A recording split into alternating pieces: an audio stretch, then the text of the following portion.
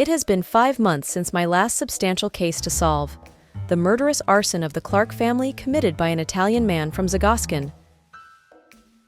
Just a weekly meeting with crime department and some minor cases came after that: missing purse, cats, and even a worm rat. I know that these cases were important to the families involved, but I just crave something more, something that will push my detective skills to the limit.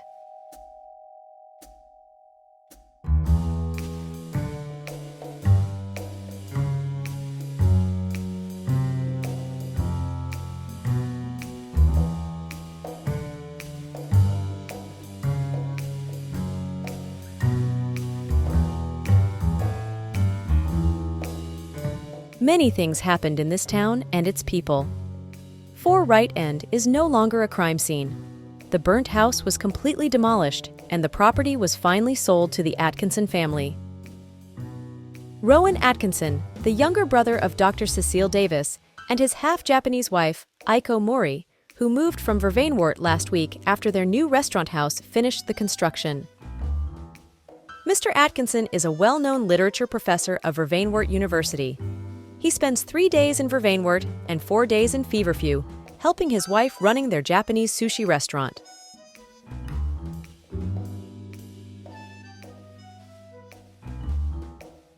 Vervainwort is a city to the east of Feverfew.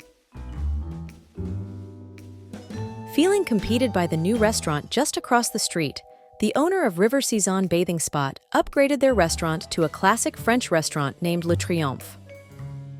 And they also opened the Krusty Lobster, an outdoor cafe selling some light meals and entertainment, where Layla Burton, Caleb Bell, and Agatha Doolin having a part-time job.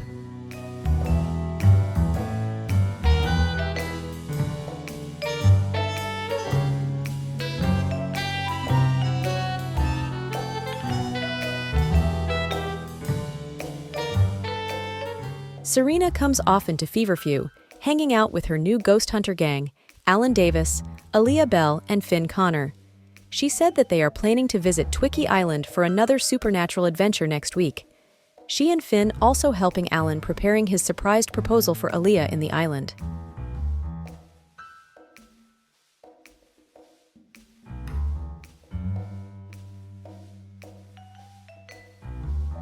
And it is good to see Mr. Yegorov seem to already moved on from the loss of his wife, Isabella.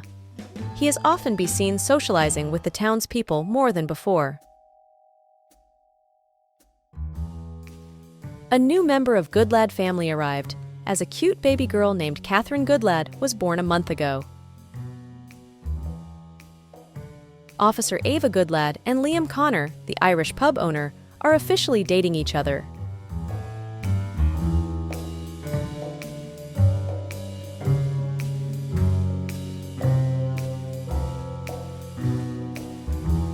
An apothecary lady from Zagoskin named Margaret Bennett rented the second floor of Freddie Doolin's Left Bank grocery store and opened the apothecary named Herbal Haven. She opened the business every 3 days in a week: Saturday, Sunday, and Monday.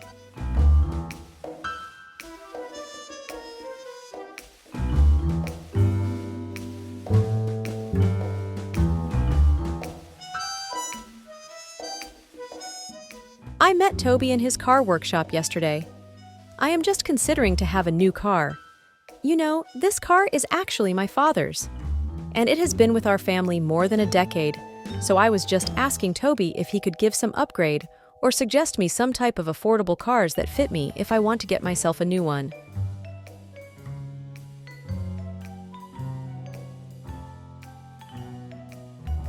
Freddie Doolin and Martha Brewitt has settled their divorce. Even it was not in the divorce lawsuit because Freddie never demanded a settlement amount. Marta made difficult decision to sell her old tea shop in 4th Street to settle some amount to Freddie. It was an old tea shop Marta inherited from her late father, but during 19 years of marriage, Freddie invested a lot in the tea shop to provide the financial support needed to keep the business running, especially when the cafe was nearly collapsed during the global pandemic. While she knew it was the right decision to let go of the cafe, she couldn't help but feel a pang of sadness at saying goodbye to a place that had been such a big part of her life. Marta then opened another tea shop with the same name, J. Brewitt Tea Room, in 11 Dill Street, just across my house. She really wanted to start her new life, keep herself busy with the business and her yoga class. And it was not a surprise when I heard Freddie and Sophia are planning to hold their wedding in this fall.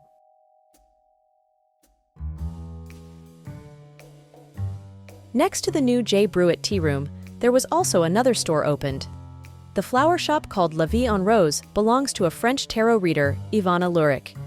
She managed to get out from her financial struggle, as she had many jobs in modeling industry, couple times being a music video model. She still opens the tarot personal reading in the second floor of the shop. I'm craving for the famous cinnamon tea from Marta. And also, I think my living room needs some flower decoration. But on top of that, I still can't let go of my curiosity about the incident happened to Yvana a few months ago. So, let me have some chat.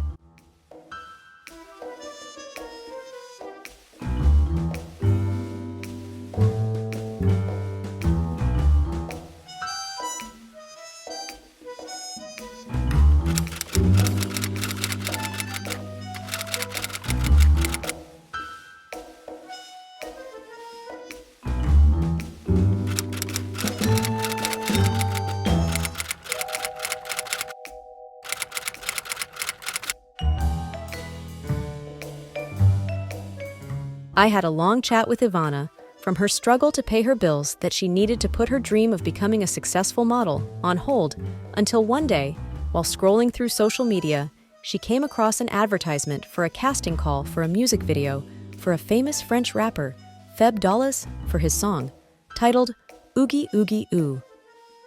To her surprise, she was chosen to be one of the models in the music video. The rapper's team was impressed by her natural beauty and confidence. Yvana couldn't believe her luck and was thrilled to be a part of such a high-profile project.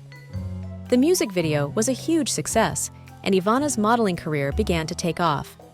She started getting booked for other music videos, commercials, and fashion brands ambassador. Her financial struggles were a thing of the past, and she was finally living out her dream of being a successful model and also opening her own flower shop.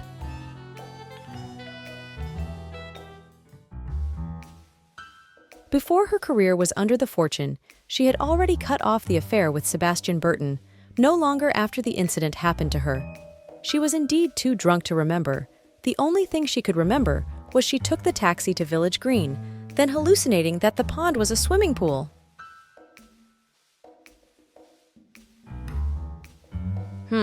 I knew it. She was indeed too drunk to remember, but I can picture the whole chronology happened.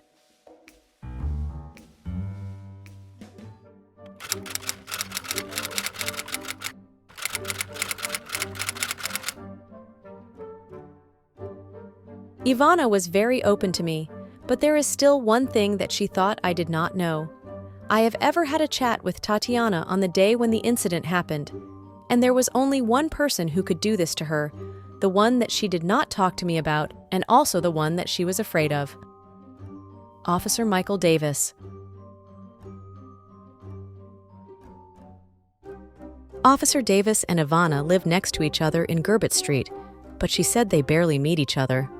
Well, I don't think it's true. As Tatiana said, when she was still in affair with Mr. Burton, Yvana was also in other secret romantic relationship with Officer Davis because his mother, Dr. Cecile Davis, strongly disapproved.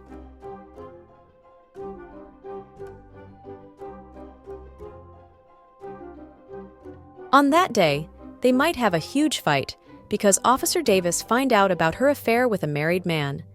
Feeling badly betrayed, he made Yvana very drunk, then ordered the taxi and said to the taxi driver to take her to 4 Fratiche Street, which is the Burton family house that is located just across the Village Green.